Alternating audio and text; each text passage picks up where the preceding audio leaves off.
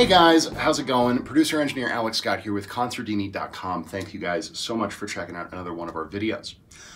When I sat down to make this video originally, I was going to do a review of this, the Boss ME50 guitar multi-effects unit.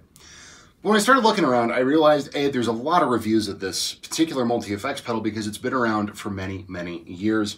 My personal copy here, I think, is from like the late 90s or something like that. They've been around for a minute. They're really popular. Pretty much everybody knows what this pedal in particular and what these types of pedals do.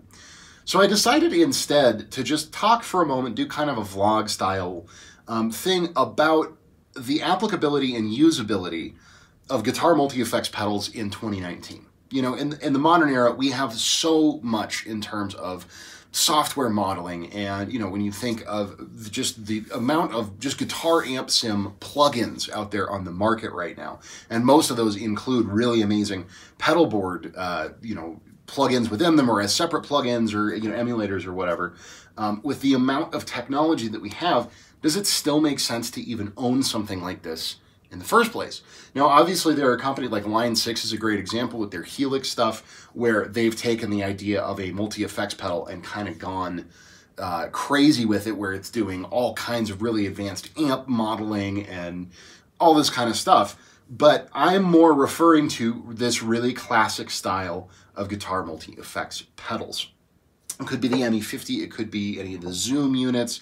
You know, some of the older Line 6 stuff, you know, is very much like this. But the idea behind it, in case for some reason you guys aren't familiar, is that it is basically, it is a digital device, and it is set up to, you know, this one in particular is set up to emulate a ton of Boss's really classic pedals. So we have a bunch of different distortion pedals and the controls for them, a bunch of different modulation pedals, phasers, flangers, choruses, that kind of stuff, controls, and then a bunch of different delay echoes. We've got onboard reverb, we've got noise suppression, we've got a compressor.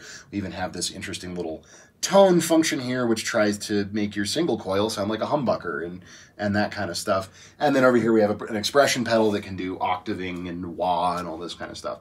So it's designed as a really all-in-one solution.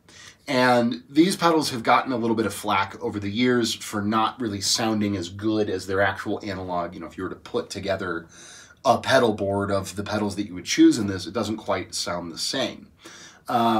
And so I feel like these types of units are really falling out of favor with a lot of guitar players, and I kind of understand why. And so that's why I wanted to make this video, was just to talk about my opinions on that, and why, you know, I purchased one of these, and why I think it's great, and why I use it, and why I do still think that multi-effects pedals like this have their place in either studios or in practice rooms or whatever in 2019. We do have all these plugins. We do have all of this modeling stuff available, and that's great. There's nothing wrong with it. But where I think units like this really still have a lot of value, it has a lot of value to me personally. I am not a guitar player.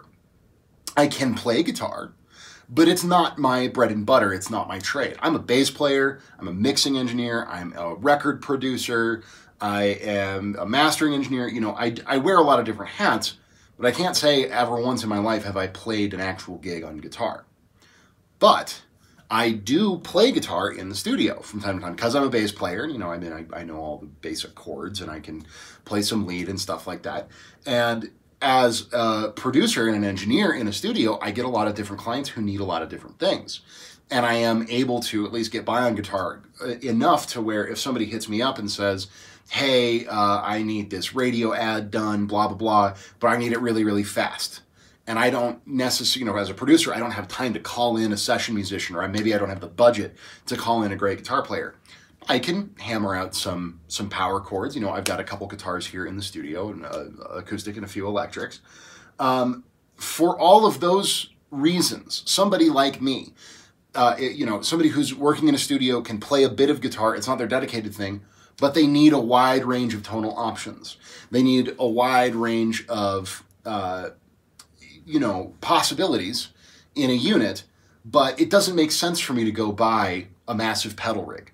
it doesn't make sense for me to go buy something as fancy as a Helix. It doesn't even really make sense for me to invest all the money in this modeling software and, you know, be shelling out hundreds and hundreds of dollars and getting it all installed, and it's taking up space on my hard drive and all that. Does a unit like this, especially these older ones like this particular one, do they sound as good as some of the newer emulated stuff? No, and they certainly don't sound as good as the actual pedals that these are designed to emulate, tube screamers and the like. But what it offers me, and what I really like about it, is that it's simple, it's cheap. You can find these used for $100, $200, no problem. They've been around forever. They've been, you know, if you have any issues, they've been troubleshooted to death. And if you, for some reason, need to replace it, again, they're incredibly inexpensive. It's compact. It is super portable in case I ever need to take it to another studio for some reason. But another thing that I find myself using it for all the time, and again, just reasons why I think this thing is worth having in 2019, is that, you know, I play with a number of different bands and tour with a number of different bands. We oftentimes will have rehearsals here in my studio because I have this nice big tracking room and this lounge area, and if we need to record something for some reason, we totally can. And maybe somebody forgets to bring their pedals. Maybe somebody is coming from another rehearsal or something, and they didn't need them there, and so they don't have them. For whatever reason, I've had quite a few guitar players just borrow this real quick, plug it in, and be able to get some really basic tones. And I've had a number of people comment when they're here, either for rehearsals or on sessions or whatever, hey, I'm really glad you had this thing. Is it the nicest? No, sure, but I'm really glad you had it, because it let us get this cool tone, or it really helped me out. You know, I didn't have my pedals on me for this rehearsal or for this writing session or whatever, and I was kind of worried that it was going to suck and I wasn't going to be able to get into it because I didn't have my tone, but you had something that I could use. And it was quick and it was easy, and we didn't have to fiddle with software or latency or anything. I just plugged the thing in, plugged it into my amp, and, you know, there you go. Everybody knows what a distortion pedal is. Everybody knows what chorus is. Super easy and simple to dial in and get set up for basically any guitar player, or even people like myself who aren't really guitar players. So, you know, as great as software is, as convenient as it is, and as amazing as some of these newer, like, multi-board units from, again, companies like, you know, the Line 6 Helix stuff, which is amazing, by the way. I was at NAMM last year, 2018, and some of the stuff going on in the Line 6 booth was insane. I don't even know what they were doing this year for 2019, but I'm sure it was equally crazy. But, you know, it's in a different tier. It's for a different purpose. That's for real professional guitar players, you know, who they're relying on it for their main tone and for their main rig. And that's a completely different use case than what I look at these things as being for.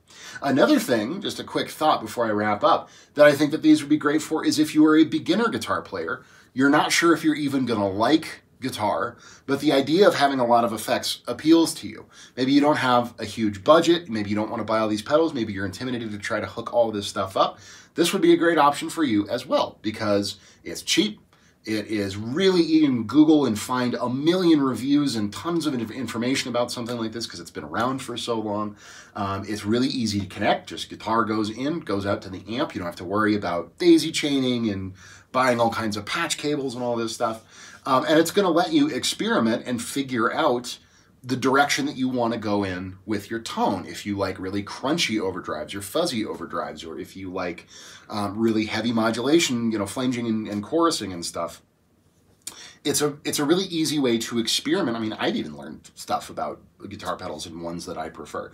But it's really easy to get to play with a lot of different tones in a very compact and cheap unit. And again, keyword being cheap and easy. You can go buy one of these at a pawn shop, and maybe you don't enjoy playing guitar as much as you thought you did. You play it for a couple of months and say, not really my thing. It's totally fine. You're not out a bunch of money and time setting up software. You're not out even more money on something like a Helix, or you know, you haven't quit playing guitar because you tried to buy a bunch of pedals and you can't figure out how to hook them out. You get frustrated and then you just quit.